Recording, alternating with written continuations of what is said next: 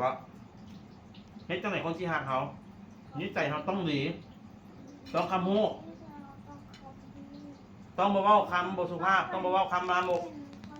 ต้องเป็นคนดีทุกคนจะรับแทน เป็นคนคำฮู้เป็นคนเว้าง่าย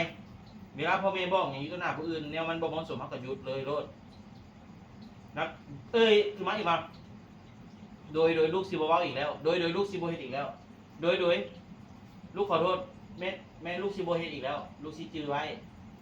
เว้าคำนี้แห่งดี เวลาพ่อแม่เตือนหยัง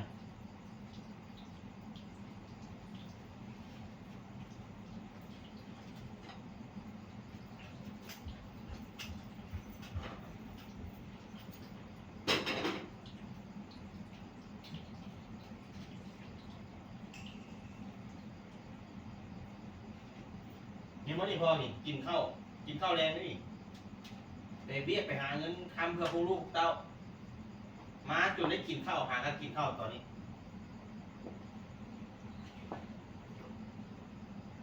ผมมีเวลาเขาสิกินข้าวได้กินน้ำรดบางมื้อน่ะ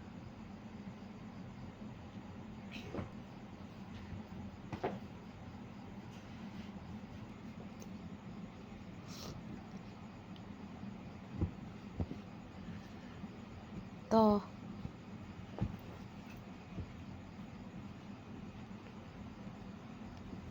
ไปล้างหน้าล้างตีนล้างมือไป ฮึ